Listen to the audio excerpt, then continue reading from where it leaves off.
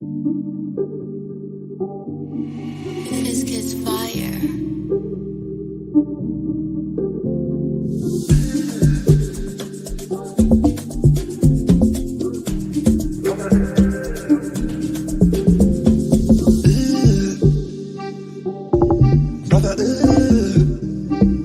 What's that?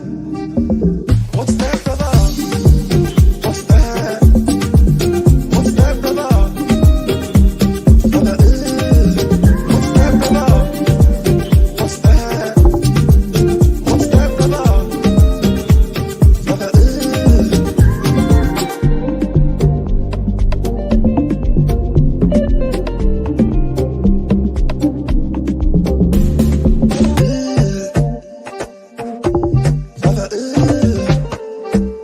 what's that?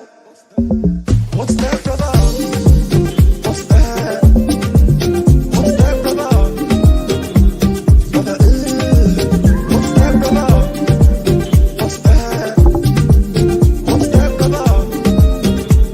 Brother,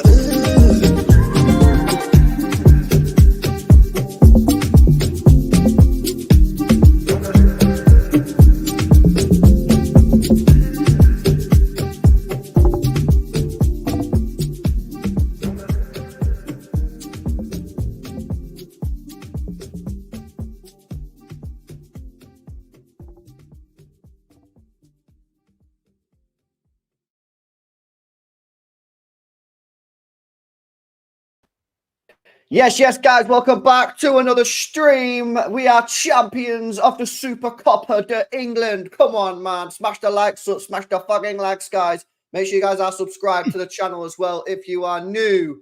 I'm going to be here on the stream for as long as this camera decides that it wants to show my face, and then it'll go off at some point, and then Martin's going to host with... and then it becomes the Mancunian way.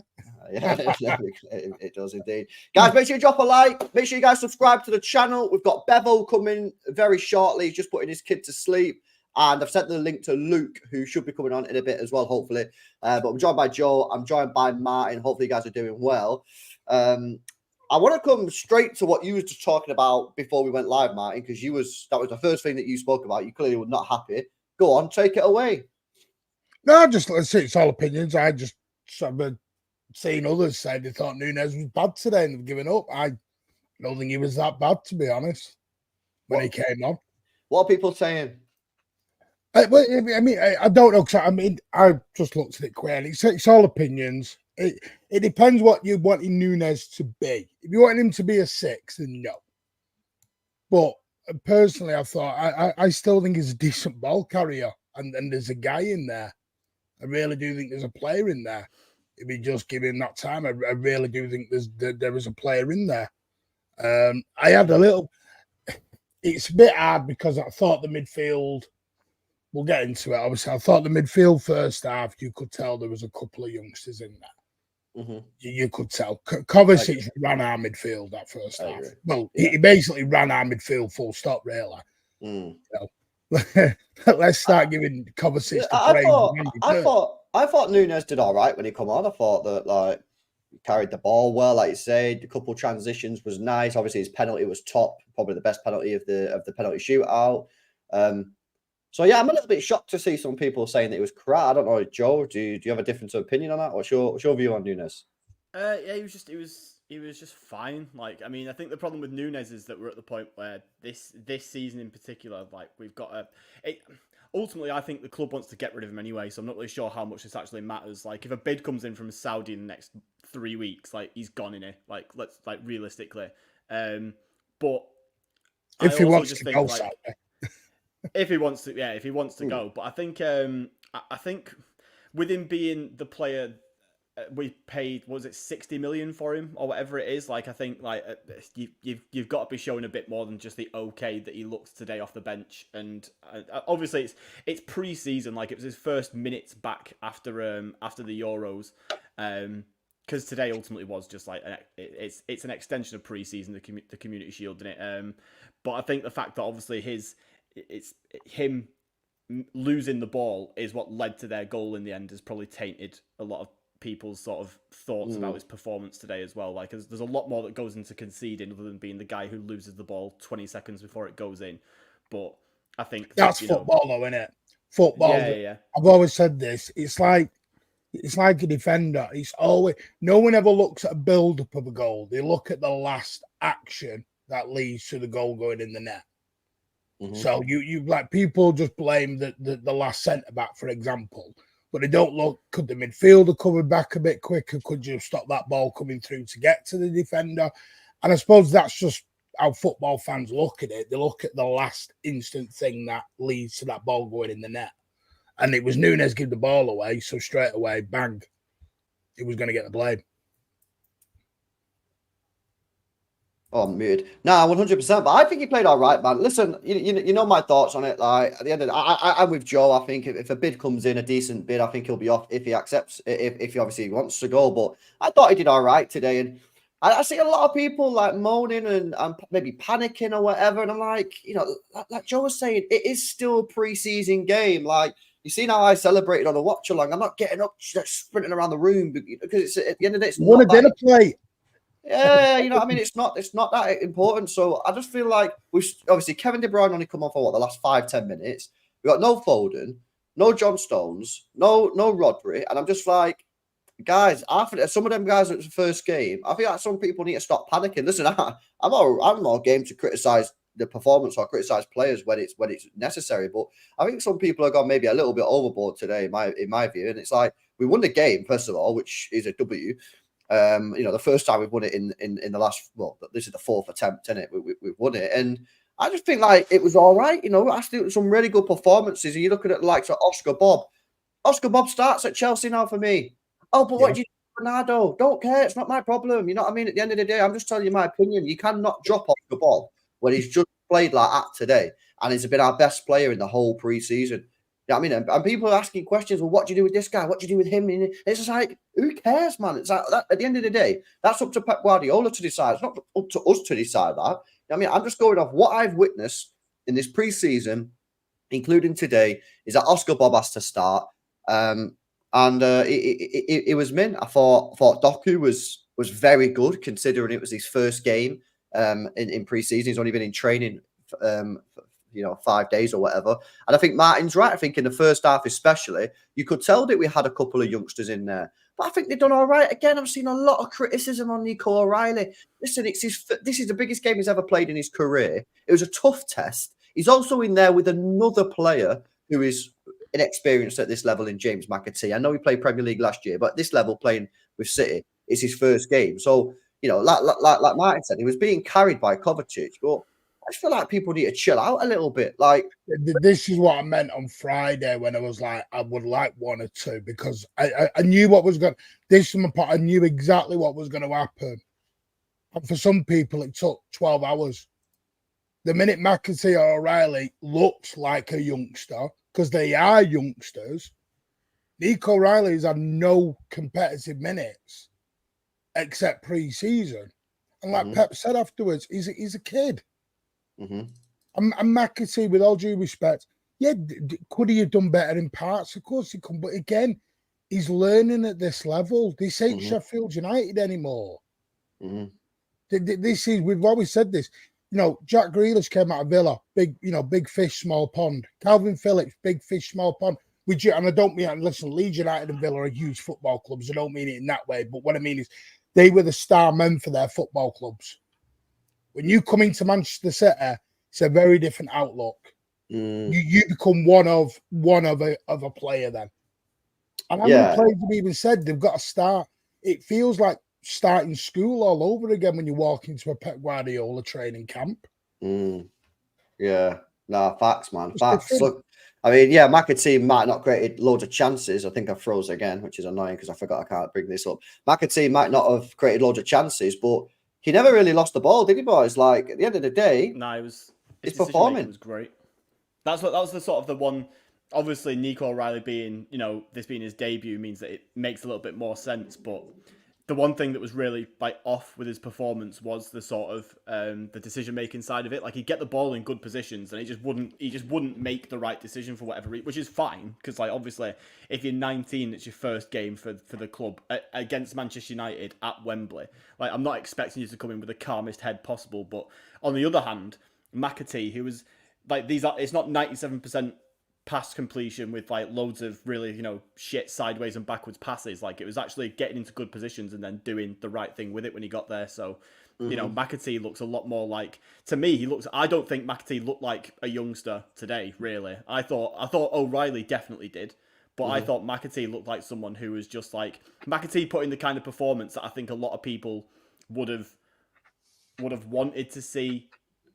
Obviously, it's difficult to sort of say this because he was only on the pitch for like 15, 20 minutes. But I think a lot of people wanted Nunes to look as comfortable as McAtee did. And I think McAtee did look like... Because obviously, we forget McAtee was with the first team training for like a year or two before he went on loan to Sheffield. So this isn't like McAtee's just come back and has never trained with a team or these players before. Like, he's been around this squad for years. So he should be... and definitely, therefore, looks a lot more comfortable than someone like O'Reilly or even the likes of Savio and players like that who have just come into the squad for the first time. Yeah, no, that's a great point. And of course, McAtee, Pep Guardiola, clearly is a massive, massive fan of McAtee. I mean, he spoke about him after the game. He said they have standards to be at Manchester City. I've known them for so long. They played really good against United. Speaking about McAtee and Oscar Bob as well. And at the end of the day, if Pep Guardiola looks at McAtee and thinks that he's a player that we need to keep, I think we honestly need to just allow that. You know what I mean? He said that he don't want McAtee to be loaned. He don't want him to be sold. He wants to keep McAtee in and around the squad. And when you see those passing stats, and it's quite funny actually because before the game, I said before the game, Pep Guardiola, everyone thinks he's this proper complicated guy, but when you're a youngster. Really not that complicated. What he's looking for, and I said this before the game, sorry for repeating myself, but what he's looking for from his youngsters is he doesn't want you to lose the ball. He wants to keep you the ball as much as possible, right? And he doesn't want you to give the ball away in dangerous areas. I think once you do that and you just keep the ball, I think then you get his trust because then he goes, right, you're not going to lose the ball. That's why he started Oscar Bob in a couple of games last year. He didn't start him in too many, but he started him last year because he knows that Oscar Bob ain't going to start losing the ball. He knows that McAtee isn't going to lose the ball that much. You know what I mean? Because obviously his stats were very, very good. If you're a young player and you go on the pitch and you start doing all these tricks and these turns and you try to do all this shit, then he's like, I don't want you to do that because you're losing the ball. I want to keep the ball. Yeah. So for me, as a young player, I don't want to say it's easy to be a young player under Pep, but it's simple in the sense that he's not asking you to do loads initially. He's just asking you to keep the ball. And McAtee did that very well. I think Nico O'Reilly had a bit of a different type of performance than the McAtee because he did lose it a few more times, but he was playing a different role. He was playing much more deeper, where I thought it was much more congested. And obviously McAtee had the free role. So McAtee was going out to the left wing where there was space at times. He'd come over to the right wing. He'd stay in the middle. So McAtee could kind of go where the space was that made that sort of easier for him. I think Nico O'Reilly, he was right in the middle of things, wasn't he, in that midfield? So obviously he's going to lose the ball a little bit. And there was a couple of times when he might have run into a defender and he should have passed it earlier or he misplaced a pass. But come on, are we really being that harsh on the kid? It's his first game proper. This is for me because I don't really cast pre-season. This is his first proper game for City. I thought he put in a decent performance, and I just think that people just need to chill. Is he the Rodri backup? Obviously not. Obviously, we don't want him right now to be the Rodri number 2. Yeah, no one's saying that. But at the same time, is there a potential future for him at this club? Of course there is, man. We need to see more. We need to put our faith in and see how he develops. Has this come from a bit of pre-season overhype though? Is this kind of what's happened? Because I haven't watched any of the pre-season games because I'm just not staying up until 2 or 3 in the morning to watch these games. But I've seen a lot of hype about O'Reilly based on the games. And obviously did he start at least 2 of them? I think he started.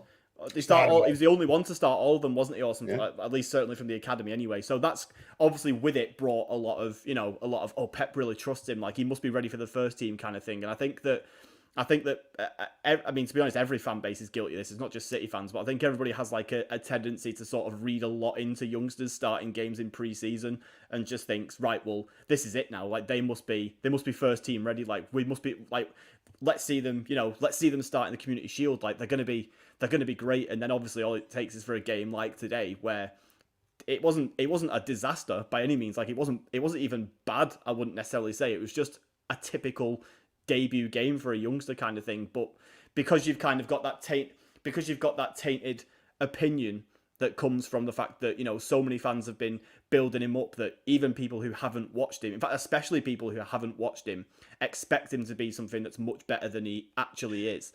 That's kind of what leads people to watch that's today and just go, right, well, that's not great. That's a great point then. So you've not watched any of the preseason games. So have you seen Nico O'Reilly previously for the academy? No. Okay, so what was your opinion then on Nico? Because this is the first time then you've seen him play. I'll just let you know, first of all, to just give you some context, he isn't a 6. He's never played 6 in the academy, not that I've seen. He's always played further up the pitch as an 8 or even as a striker at times as like a false 9. So you're a perfect person to ask them. Based off of today, like what did you think of his performance? So I thought it looked like he was playing more like an 8 than a 6.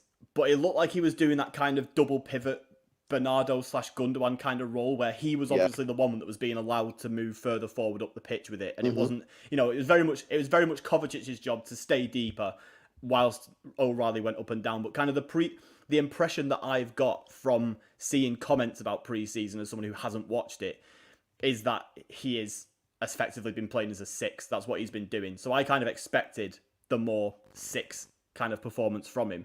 And what I got was, and I don't care about like the fact that he's doing a 6/8 kind of thing. I don't really care about that at all. But that's kind of I expected him to maybe look, even though we are obviously putting this in the context of debut game in a Manchester derby at Wembley, where it's like the most high pressure environment, even in a Community Shield, the most high pressure environment you can be in. I was expecting him, based on what I'd seen feedback wise from pre-season, I was expecting him to look more ready for it than he was. And I personally don't care at all that he wasn't, because like I say, 19-year-old first game, blah, blah, blah. But yeah, the hype that I've seen from pre-season as someone who hasn't watched pre-season is maybe the reason why a lot of people have said that today's performance wasn't great. Okay, interesting. I would also say as well, this is the hardest test he's probably had. You know what I mean? Because even though we played Barcelona, like it was a bit of a it was a bit of a weird game. So it was Barcelona kids. Well, yeah, let's get this straight. And this is why, you were joking about. It's why I put that tweet out at the AC Milan game. It was because people lose. We do this for pre-season all the time. Do you remember Wilson Espan? We did it against Bayern Munich, that he was going to be the world's best fullback. And then he was at Peterborough, Coventry, or whatever it was, 2 months later. We do this overhype of they've done great. Yeah, because 90% of the first team ain't there. Kabori was on the bench today. He's not playing in the Premier League, ladies and gentlemen. We've got to calm this down. You got to look in the context of it. There was no Walker, no Rodri, no Foden. Bloody anyone in the final wasn't there today. I'll be honest with you. Yes, the back line looks a little bit dodgy, but Diaz, bloody and all that haven't played for 2 months or whatever it is. Come on. We do this overreaction. This is again why I said it on Friday about I do think we'll get 1 or 2 signings in, because I do think we do.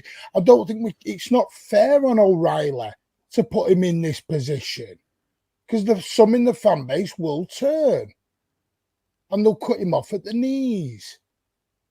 That's just because it's just the way football is now. We're not this little club that's going to be, let's give him a year to develop in and we'll finish 5th, because they're not going to do that. Pep's still a winner.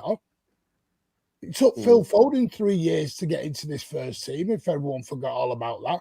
Phil Foden scored on his debut, was it, against Tottenham, scored the winner in a 1-0 win. You didn't see him again for 6 months. Pep doesn't. You're not going to throw these youngsters in at 30 games a season. But the only other thing that I want to mention, especially more on McAtee, is like people are saying, like, for example, right? So German Chicken Wing says McAtee is not ready. Let's not fool ourselves here. But not ready for what? Because he's not going to be a starter.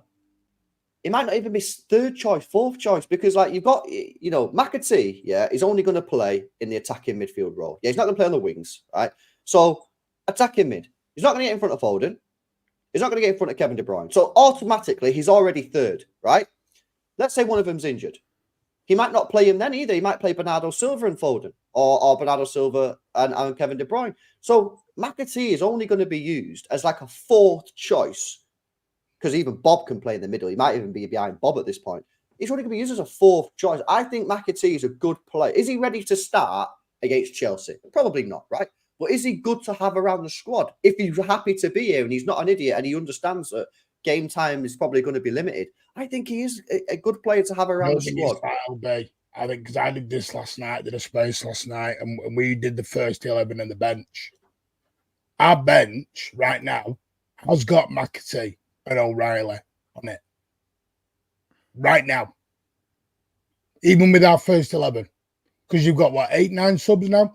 They're on the bench. Yeah. No, I'm not gonna lie. I think McAtee is absolutely. I think he's ready to start 50% of Premier League games if he had to play. If he had, like, let's say for example, like we get past the transfer window, we haven't signed any midfielders, and I really fucking hope this doesn't happen. Touching wood here. Foden and De Bruyne both snap their ACLs. I think McAtee. I know. Sorry, I'm sorry to do this. I think McAtee would 100% be able to start. Like, he wouldn't start every game. I don't think he would be. I think, Rodri, some kind of combination of Rodri, Kovacic and Bernardo would probably be preferred, I think, or whatever. But I think that McAtee could conceivably come in and play absolutely fine against the bottom half of the Premier League, like no problem. I think he has absolutely shown that he's at that level. I think he looked great for Sheffield, and I think he knows. I didn't play every game for Sheffield though. He played, but he was involved in 30 games. No, I'm not saying he did, but I'm saying that he could start 50% for City. Like, I'm not, and he's playing the bottom half higher quality players around him. Yeah, he's playing again with a lot higher quality players than Sheffield were. Like, he'll be absolutely fine in that game. I'm not saying I think he will. He obviously won't, so it doesn't matter anyway. But I don't think that we should be looking at the number 8 position whilst McAtee is here and going, we need to sign another guy. I think McAtee's fine. Like, give him the opportunity. He still has Foden, KDB, probably Bernardo if injuries become a thing, and probably also someone like a Grealish or even Bob or someone like going in there ahead of him realistically in the pecking order. But I personally don't look at the 8 role and go, oh God, like that needs sorting, because I think McAtee is perfectly capable of coming in for plenty of games. I'm with you, bro. I'm not that fussed about City going into the transfer market for an attacking player now. You know what I mean? Because I'm kind of chill. Obviously, the bigger risk is how can we transition from a striker team to a false 9 team if Haaland gets injured. But I don't want a striker anyway, because they're just going to sit on the bench. You know what I mean? People say, "Oh, sign Ivan Toney." For what? We sit on the bench, you know what I mean? He can't play in midfield. So I'm happy with that as it is. If you are going to sign someone, as I've said for ages, it needs to be someone that can take the pressure off of Rodri. That's it. And I don't think we need a lot of players. Like I've said it all summer. I'm sitting there saying spend 200 million, just get me a DM, and I'm chilling with Savio. I think that's great business. I agree, Joe. I think you've got more than enough with Bob, McAtee, Foden, De Bruyne, Kovacic, Bernardo Silva. I don't think you need another guy in there. I think that's fine. I think the DM position and Nunes. Don't forget Nunes. If we don't sell him, is still there as well. That's another player who'll be ahead of him. So, I'm wary of the conversation about O'Reilly and McAtee being the same, because it isn't for me. McAtee has got a year of Premier League. He hasn't played every single game, obviously, but he has a year of Premier League experience under his belt, and he did get promoted with Sheffield the season before that as well. So he's had 2 full professional seasons under his belt, and O'Reilly currently has 0. So I think the difference in sort of expectations and ultimately development between the two is like way different. So I think that we should be looking at the two. For example, I feel like McAtee, I'm fine with him coming in for those games in the 8 if he has to. I'm absolutely not fine with Nico O'Reilly doing that in the 6 in the Premier League if he has to. Like that is a totally different equation to me, and that's something that will have to come with time for O'Reilly. But I'm with you, LB. I think we need to sign a Rodri back up. Like Kovacic, if we're confident that Kovacic can do it and stay fit for a full season, with a double pivot next to him, maybe with Rico Lewis coming in from right back or whatever to sort of do that inverted thing, then I'll trust the club on that. But I would, if there's one position that we need to sign right now, it's defensive mid. Or Dzeko as a backup for the striker. One of the two. No, because you know what it is for me, right, with Kovacic, right? By the way, I think Kovacic was absolutely fantastic today. I'm going to do another man of the match poll because my PC just died before, so I couldn't do the player rating stream. But I thought Kovacic had a great game, and he can play from deep.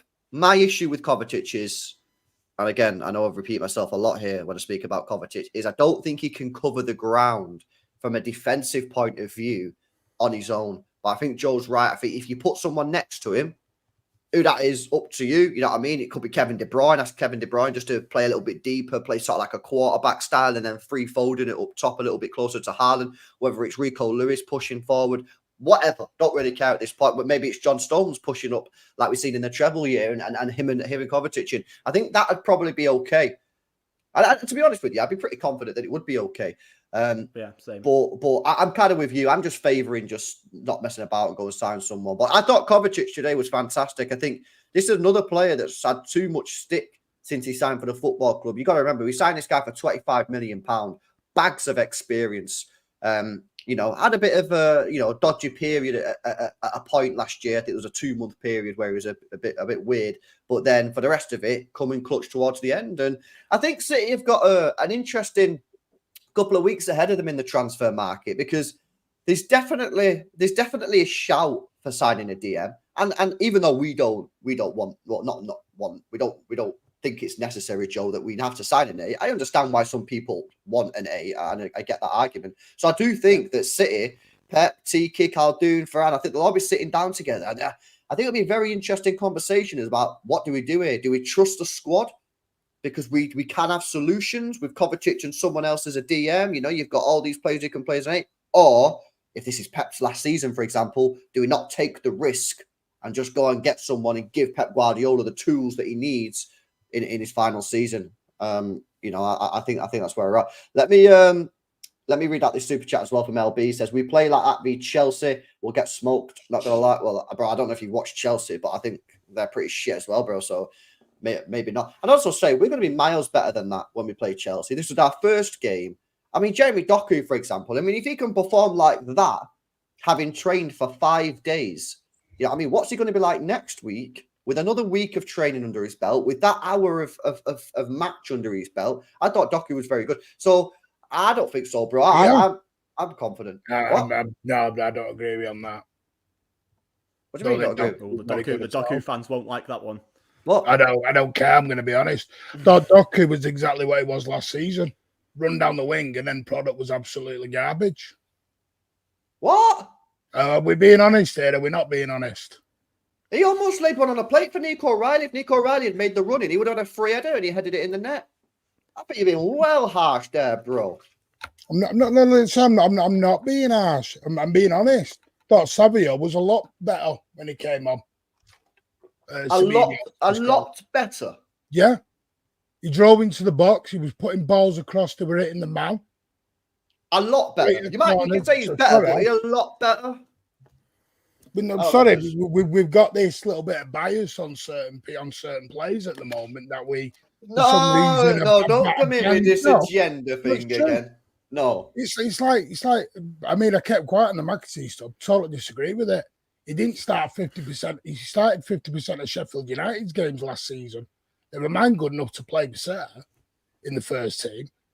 This is what I mean. We're going from A to Z, A to Z, No, A to Z. No, that's not fair, though, Matty, because he's also playing. It's fair. No, it's not, because he's also playing in a worse team at Sheffield United And couldn't get in the team. Yeah, but but that's not. I don't think that's right, man. I don't think Sheffield United in a relegation battle are looking to a 19-year-old they've got on loan from City to get him out of it. Like that's just they're not gonna do that. That's not because he's not good. It's because he played the season beforehand and demanded a loan. That's a fair question, though. He probably shouldn't have gone to Sheffield United. He probably shouldn't have gone there, though. That's the point. He probably should have gone to Brighton. Ultimately, probably not. He'd have been better off staying here for a year, to be honest. But I think that. I'm not saying McAtee's not. I think McAtee will be a great player. I don't think he's ready to start 50% of City games. No, I'm not saying One that, year. but what I was saying before is not that I think he should or will. I'm saying that if the worst case happens and we have multiple injuries in the 8 position, I'm fine with him coming in. Basically, I'm not expecting him to do that this season. I think if everybody stays fit, or even all but one stay fit for the full season, I expect McAtee to probably start like 4 or 5 games in the league this season, like max, maybe not even that. He'll start the cup games and that's it. But what I'm saying is that if, worst case scenario happens and we need, and we need to call back on our 5th choice 8, which will be McAtee, I'm fine with that. Like, I'm just saying I don't need an 8 to sort of... Yeah, against the bottom half of the if that makes table sense. teams, man. If we're playing like fucking, I don't know. If we're playing Ipswich, I don't care. Like, get McAtee Ipswich on at the pitch, home. like fine. Like, If you play Ipswich at home with Haaland, Grealish, Savio, Rodri, your full strength team, but apart from playing Foden, you play McAtee. Like, you're not telling me that that's going to cost us the win. Surely not. No. It's right. We're going in. Said you're doing this cost us the win bit. No, not saying that. You could put O'Reilly into a midfield with that around him, and you'd win the game. Mm. So you can't really use that one. Stick McAtee in the middle of there, and you win. What I want to see is these youngsters are meant to be developing, and what I want to do is do it in a slow process. I think right now, I said it on Friday, I think putting 4 to 5 youngsters in is too much reliance. Or, as a fan base, we've got a lower expectation then. Because you've seen it today. Pre-season, Community Shield, and some fans are already going at O'Reilly. It's pre-season. Can you imagine if that's, give me a game in the Premier League. Aston Villa, for example. Yeah. Do you know what I mean? This is what I'm saying. I understand, but I keep getting told all the time because I get told I'm an old main road person. We're not the old City anymore. But we've suddenly switched to, don't worry, we can develop them. Don't worry about the trophies and everything else. Which one are we? Are we the big club? Are we developing? Are we doing this as a transition season? Which one are we doing? You can do both. Like, you don't need to. I don't think you need to. Like, Fergie, like, fucking dominated football for 20 years doing both. Like, it's not impossible. Like, you can have a couple of youngsters that come in and complement the first team, and also still sign 50, 60 million pound midfielders. Like, for example, I know we're talking about McAtee here, like, not being developed enough or whatever, but like McAtee's played like, I don't even want to know, like 10, 20, 30 times the amount of first team football that Oscar Bob has at club level. Like, and we're all looking at Oscar Bob thinking, mate, this guy's like ready and unreal. Like, I just don't feel like, I don't know. I just don't feel like McAtee is in a completely different conversation to the likes of Bob. I think he's very much in there, and I think that the amount of the amount of hype, the amount of talk. I know that Pep's want to just talk up players quite a lot, and that can often not mean much. But I think the way that he has spoken about McAtee in pre-season as well as after today's game, it's really direct. Like, I told Cheeky, like, don't sell him. Like, I need him for his ability in tight spaces.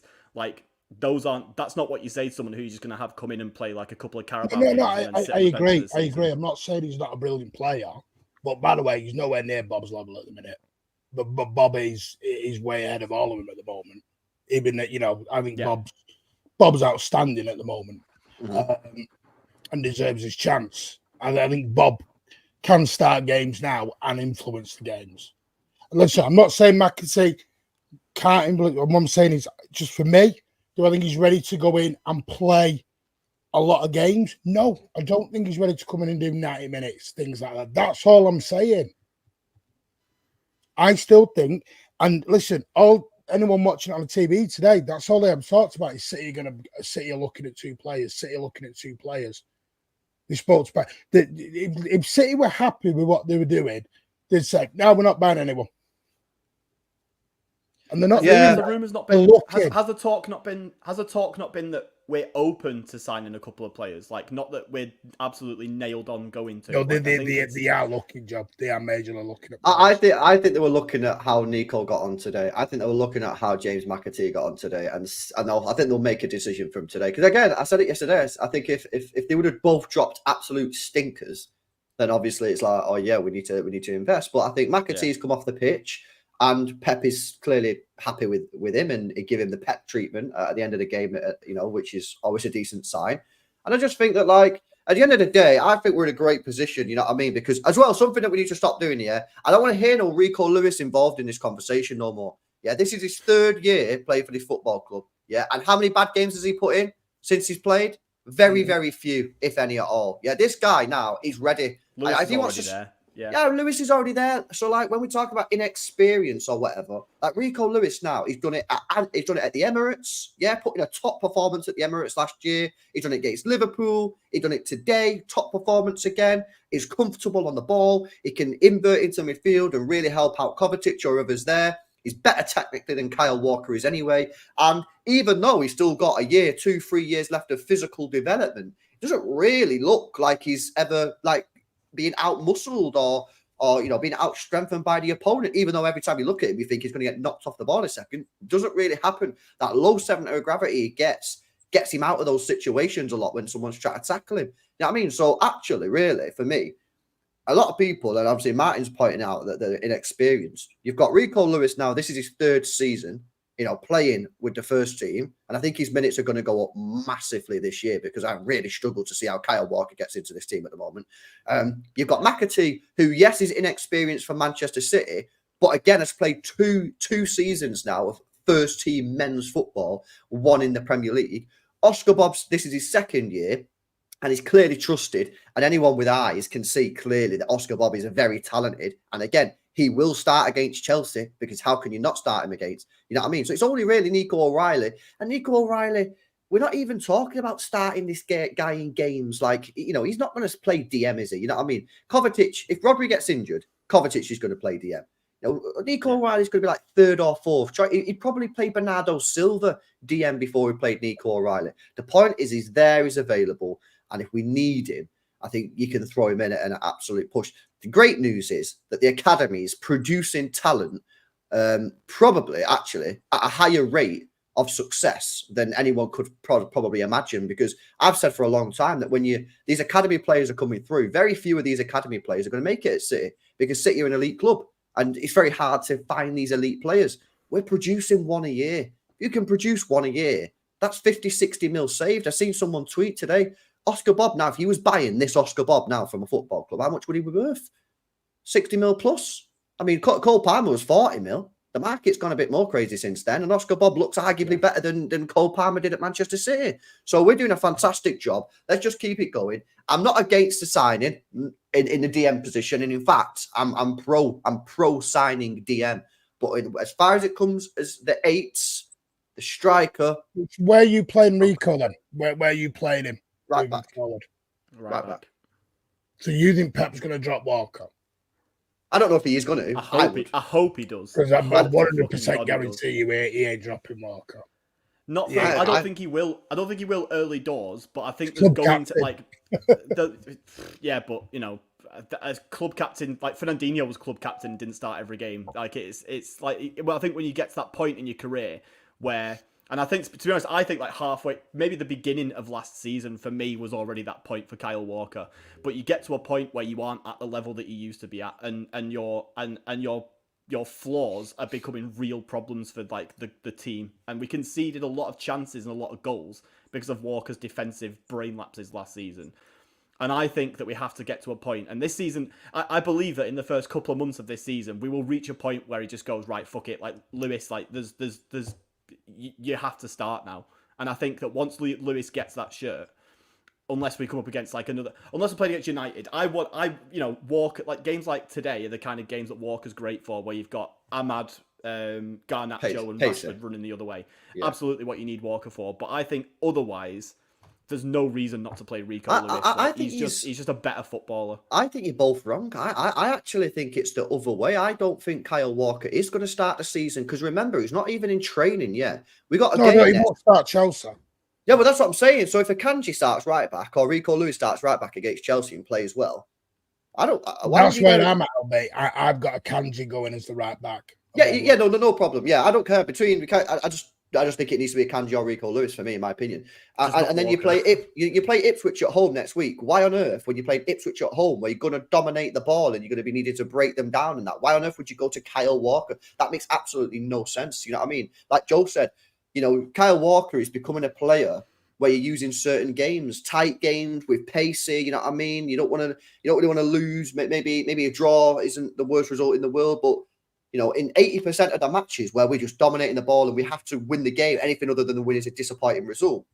For me, Kyle Walker doesn't get in the team now. And it's, again, I don't really care about this whole, Kyle Walker's trash, he's fell off. I don't care about that. I just focus on, technically, Rico Lewis and Akanji are better on the ball than Kyle Walker. Now, again, to be perfectly balanced, if you want to throw Kyle Walker against Real Madrid at the Bernabeu, ain't going to be seeing me crying about it. I just think that you've got to pick and choose your games. And Rico Lewis now is at that level where he can take that step up in minutes. He got 1,600 minutes last year at Rico Lewis. I think he can take that step up now to 2,500, maybe 2,700. Akanji can start playing right back as well if John Stones stays fit. And Walker's minutes have to come down.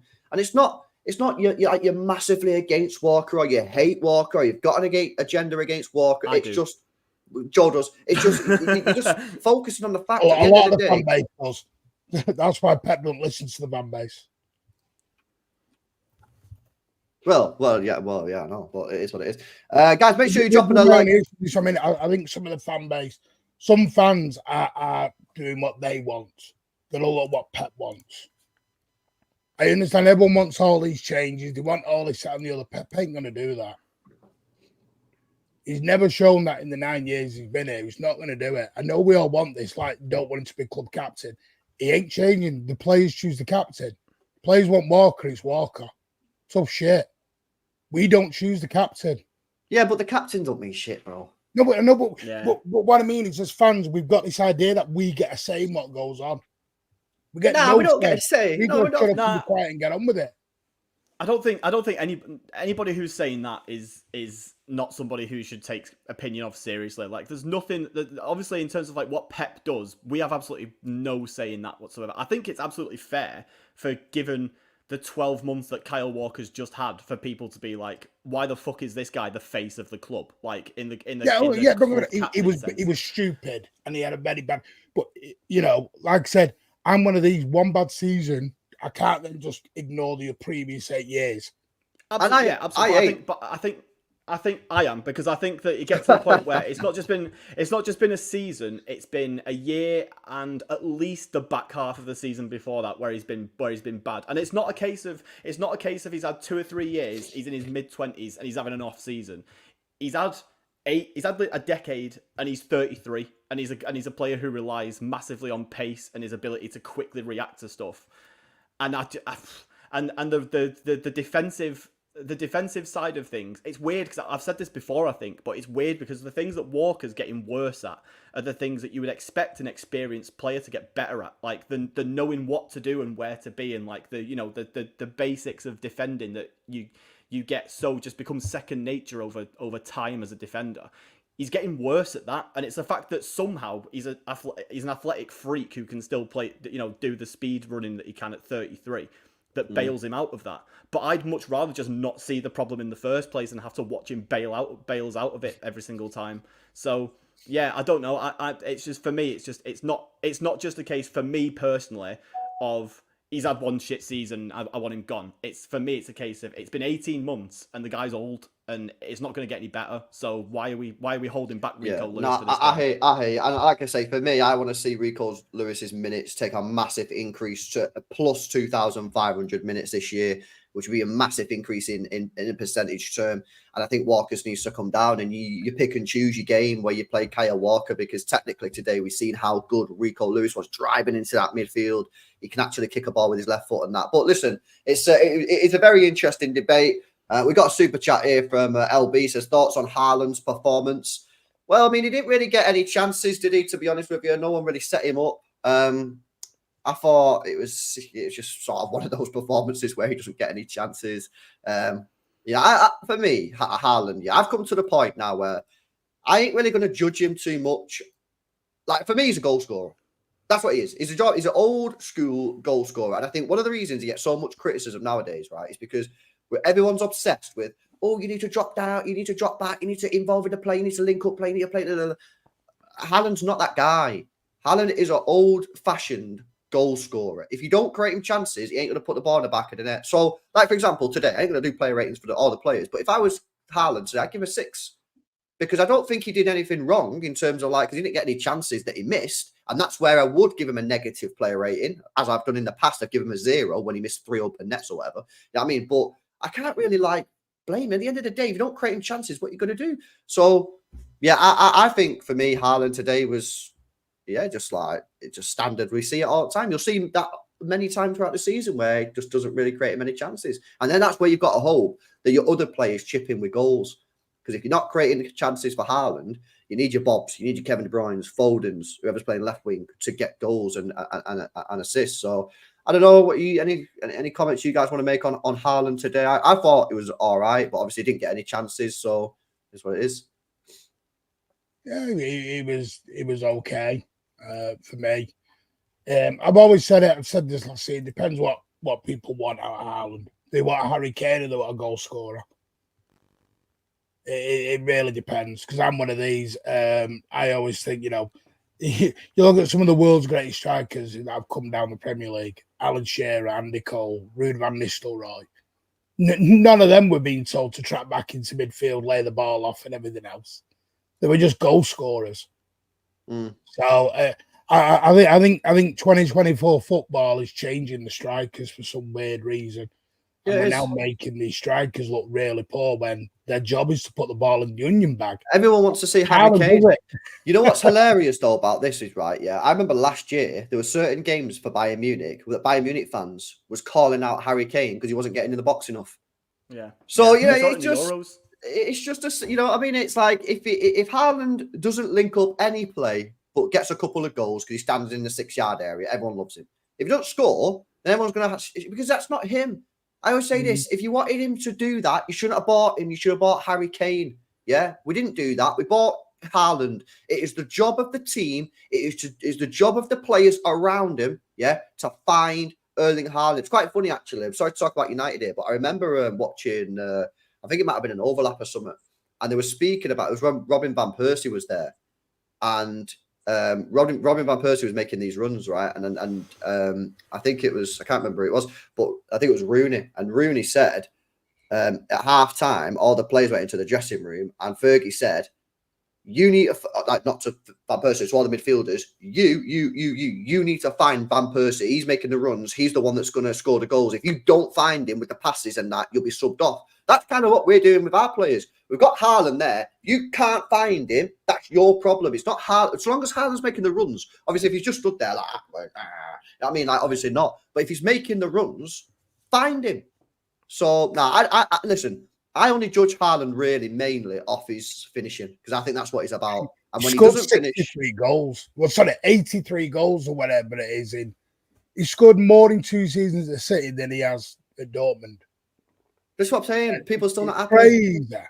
It's like people need to understand he's not going to link the play up like Kane. He ain't that guy. You know what I mean? And yes, there's an argument. Well, if we're not creating him chances, what's he doing? Yeah, good point. The point is, that's on Pep then, because you need to go to Pep and say, Pep, you need to find a solution to this. If Haaland's being marked out of the game or whatever, what's Pep's solution? For me, it's not on Haaland. I know what Haaland's giving me as a goal scorer. I'm never going to see him drop deep, putting balls over the top like Son, like Kane was doing at Spurs. I just think, again, come on, man, understand. And yeah, and again, if he was static, Alan, that's completely fine. If he was static, criticise him, no problem. I ain't got no problem with that. But that's, you're just going to get that from Haaland. The fact is, yeah, this is the only player in Champions League history with a goal per 90 record that's over 1 goal per 90. Yeah, in Champions League history. Like, come on, man, what are we fucking doing here? You actually try to slag this guy off. He's gonna breach Sergio Aguero's all-time City record in the next couple of seasons. He's the only striker in the top 50 Champions League goal scorers to have a goal every 90 minutes or less. Like, even including like Messi, Ronaldo, like Raul. Like, come on, Mbappe, Vinny Jr., all these goats of the game. And yet people still love to criticize him. I'm like, oh my God. I think with the other thing today as well is that United just like dealt with him pretty well. Like they had the defenders sort of like quite closely marking him. They had both Mainu and Casemiro in front of the back four, just like blocking him off if he ever did try to come deep. Like, they just dealt with him really well. And like that, sometimes when you've got one striker to worry about and you've got 3 or 4 defenders who are more than happy to just focus on him and very little else for 90 minutes. Like we've seen plenty of games where Haaland's felt like having 10 men, but that's just because some teams defend really well against him. But for the other 80% of teams that don't, he scores 50 goals a season. So I don't really care. Like, but the weird thing is I sat watching the Euros, and all everyone moaned about Harry Kane was he's too deep. He's in midfield. That's what I'm saying. Yeah. Not, hang on a minute. You've been telling us this is what strikers are meant to be doing now. Rolling around. This is what I'm saying, man. That's all fine until he stops working, isn't it? You know what I mean? Yeah, it's just... until they've stopped scoring. So, yeah, we'll bring Haaland back, but take 20 goals off his total then. Yeah, exactly. And I'm not being funny, like, especially last season, probably different this season with our wingers, but like, Jack Grealish doesn't get goals or assists, and Bernardo Silva doesn't really get that many goals and assists. So, and I know it's different now with our new wingers, but did you really want Haaland dropping deep, playing balls in behind for Grealish or Bernardo Silva? I mean, these guys are not goal scorers. I mean, on Grealish picked the worst time to pick up a bloody knock, because my God, he can't afford knocks right now, because this season he's hit or bust for him now. I agree. It's a hit or bust season for Jack right now. Because I know people come here. Listen, I think Doku will be a serious player for Manchester City. The thing on Doku was, I just think he needs to work on that final ball, and he'll do that on the training pitch. Jack hasn't got that time that Doku has got. Jack's got to perform this season, or the exit door will loom for him. Sadly, I agree. I think a lot of people have got their head in the sand. £300,000 a week, because this is what I was trying to say earlier. Is I know people want to put Walker onto the bench, but you can't have Walker on the bench at £200,000 a week, Bernardo on the bench at £300,000 a week, Grealish on the bench at £300,000 a week. All the guys upstairs are going to start knocking on the doors going, what are we paying these guys for here? It's wasting money down. I agree. I think when it comes to Grealish, I think a lot of City fans have got their head in the sands. I mean, like he's got to perform this year, and I'm gutted, man, for the guy, honestly, because he's had a good. I know Joe's not seen it, but he's had a good preseason. He's looked really sharp, really quick. He looks like he's lost a bit of weight as well. And then today was his opportunity, right? Because today, basically, right, whoever played well today is basically going to play against Chelsea. Let's be honest. Yeah. So like Oscar Bob now is starting against Chelsea. If Grealish would have played today and played well, him and Bob would have been the wingers against Chelsea. Now, it's probably going to be Doku and Bob. And this is what I was saying on my watch along earlier. Now Grealish has to go through this whole process of trying to get the shirt back, trying to get the position back, whereas he basically had it up until today. So he did all the hard work. He was at Juventus' training ground back earlier. Facts. Sat there in 90-degree heat, trying to show off his bloody body. I don't know what he was doing that for. And then what annoyed me was he was even showing it a bit more in the pre-season. You could see he was being a bit brave, but he was, like I said, he was even having pot shots with his left foot. And they were going in the top bins. It was like, even Pep said it in his press conference that came out. He said he's got to carry it on now from pre-season. He's come back with the right attitude. He looks hungry. He's got a baby on the way. And this is the thing with Jack, Jack's had to grow up a little bit. Once you get your other half, you've got a baby on the way, that changes your life. And I just think I just think the guy's got no luck whatsoever at the moment. I know, but he's got to stay positive, man. And you know what? He needs to be a bit angry, man. When he comes back from this injury, he needs to be angry, man. Like on the pitch, he needs to start getting more vicious, man. Sometimes they're a little bit too passive for me, but he's getting the ball. Go out players a bit more. You know what I mean? Like we all know, like block shot FC when it comes to Jack Grealish. Get the ball out your feet, bang! Stop taking touch after touch after touch. I think for me, I agree. I think it's a big year. I think it's make or break year for Jack Grealish. And this, when he gets back, he needs to take this season by the scruff of its neck because he's got so much competition on that left-hand side. Bob, Doku, Savio can all play left wing. Yeah. So when he gets back and he'll get given the opportunity, I think Pep will give him the opportunity very quickly as soon as he comes back from his injury. I don't think he'll make him wait. When he does it, he's got to go in and he's got to go in strong. I think Grealish is. I think all it is for Grealish is having to stay fit and available. Because I think if he is, he's for me first choice on the wing. I think we've even last season, like the brief cameos that he had coming into the team before he did pick up more injuries, like the team just looks so much more balanced with him in it. Like that treble team that got us through basically that entire run to winning everything. That Grealish was part of that, and that sort of. I know a lot of people find the whole passing it backwards and sideways things like the stereotype that's sort of thrown at Jack Grealish. They find that boring and pretty like predictable to watch, but it just makes us it gives us that control. It makes us just so much more balanced across that front three. I mean, it's nice to have a Doku who can just like jet at a defender and just like ping a hopeful ball into the box. Like everyone likes to see that because it's exciting, but there's like what Grealish gives you is totally different, and ultimately I think is more conducive to actually winning a game of football than what Doku does. Like I think what Doku does is exciting, but as we saw today, like the success rate of what Doku does, and we saw it all last season as well. The success rate of what Doku does is pretty fucking low ultimately at the end of the day. Like it's not high at the moment with his current output. So yeah, I think if Grealish gets back in the next couple, hopefully I want him back for like a game like Ipswich, where he can just come in and just like, get against a team that realistically we should be beating, play with a bit of confidence, play with a bit of freedom, and hopefully that gives him the kickstart to the season. But I'm dreading the idea that they come out now and say that it's something that's going to keep him out for a month or two. I don't think so. It's niggles apparently. Yeah. So fingers crossed. Fingers crossed. It's absolutely fine, and he'll be back. He probably won't start Chelsea because he missed today, but hopefully he is back for like that Ipswich game, for example. But Jack Grealish. This belief for Jack Grealish is done, and Pep's never going to give him the opportunity. They're living in wishful thinking. No, I agree. Pep's 100%. Some people hate him. Some people don't like him for some reason. I know they just don't like. I know they don't like him. I don't know what it is. They just don't like him. I don't get it. I've always said if he was called Jack, some fancy Brazilian name, he'd have been given the opportunity, but I don't know what it is. There's something about Jack that some fans hate. Big up to Tinsay, says Haaland will get worse since Alvarez left and Rodri out. I don't think so, bro. Hopefully that's not true, bro, to be honest with you. There is some breaking news as well. I've only just seen this. Sorry for being so slow on this. Ederson has confirmed he will stay at Manchester City. He says this. He says, it's over. I spoke with some players, the coach, directors, everyone.